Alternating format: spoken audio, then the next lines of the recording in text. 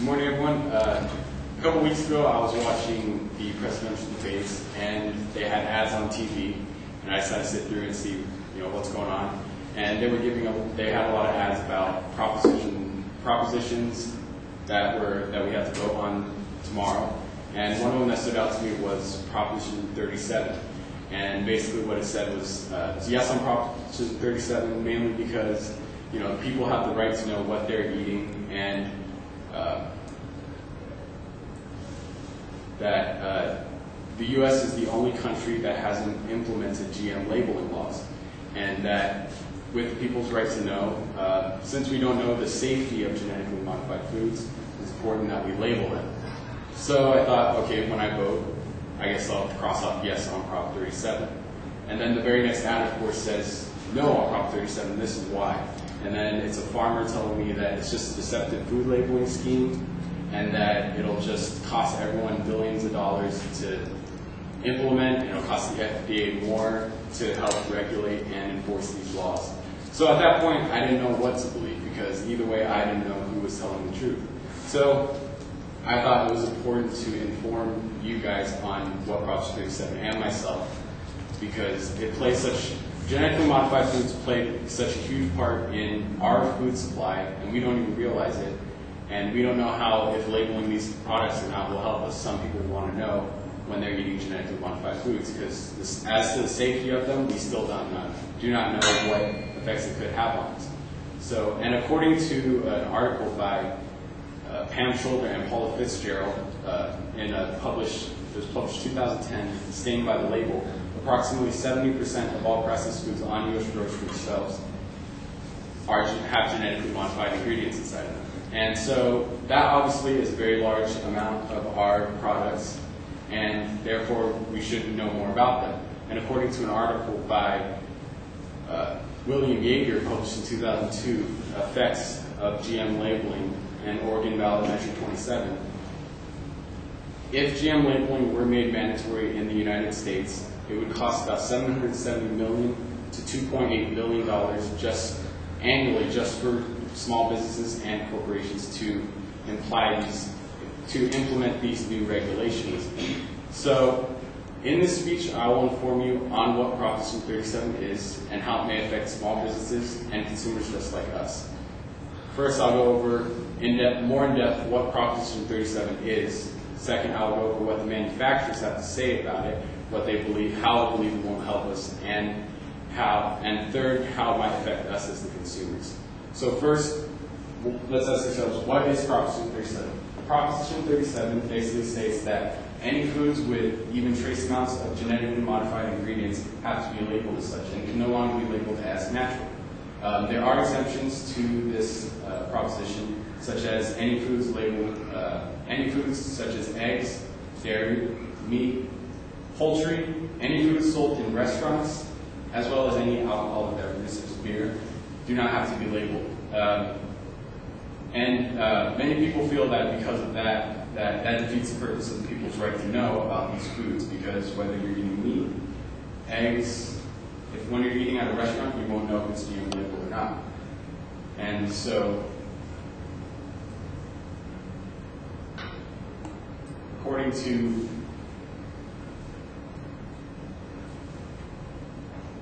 if GM labeling were made mandatory in the United States, they would have to be implemented by July 1st, 2014. And so, now that we know what Proposition 37 is about, let's go over what the manufacturers have to say about this proposition. Basically, many feel that, like they said about the proposition with the special exemptions, that it would only drive up the cost of production, thereby driving up the cost for us as the consumers to buy these products. And that they also feel that the labeling wouldn't help anyone because we wouldn't know what gene splicing means anyways, and that trying to explain the science to them on a label on a can wouldn't really help us because we wouldn't know the difference. But according to an article by Colin Carter, published in 2012, Case of Proposition 37, Effects of GM Labeling, the Japanese government themselves have a 5% tolerance policy for admixtures because they believe that the complete separation of admixtures between non-GM foods and GM foods is nearly impossible. In fact, even the European Union, who has the most strict labeling laws, has at least a 0.9% 0.9% tolerance level, because they know that nowadays with the production of GM foods and non-GM foods, that, like they said, the admixtures, separating them during the processes of production is nearly impossible, even to keep trace amounts of GM foods out of regular organic foods. And so,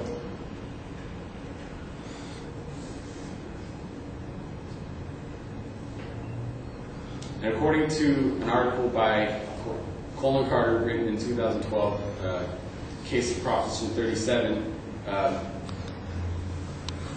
the complete separation of between non-GM foods and GM foods in the U.S. is nearly impossible due to the technicalities of grain production, processing, handling, and storing. And so now that we know what the manufacturers have to say and how they feel, how this would affect us, let's go over how it might affect us as the consumers. If GM labeling were made mandatory, many products would disappear from the shelves literally the next day because they don't meet the labeling requirements.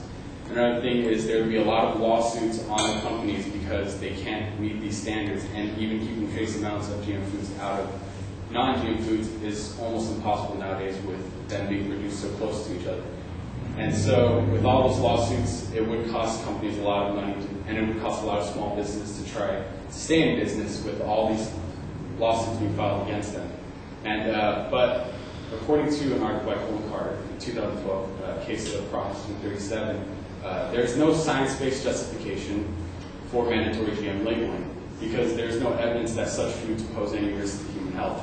Why you can't really prove that they say that they can't really prove how safe it is until they find, until there's something found that says there's something bad about them, there's no reason to put a label on.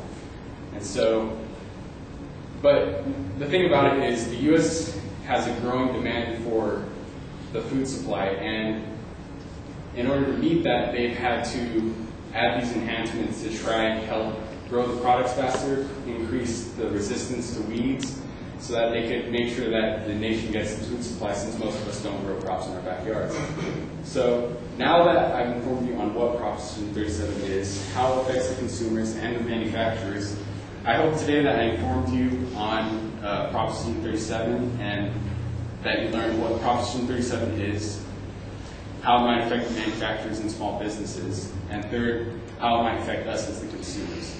And I hope tomorrow that when you go to vote, that when you walk up and you're voting on these propositions and you come across Proposition 37, that you make a decision that is both informed and not only something that will just serve your own purposes, but that would be the right decision for this country and for the state of California. Because the state of California is the first country that might implement labeling laws, and what you decide on this proposition might affect how the rest of the country starts to look at labeling their products. Thank you.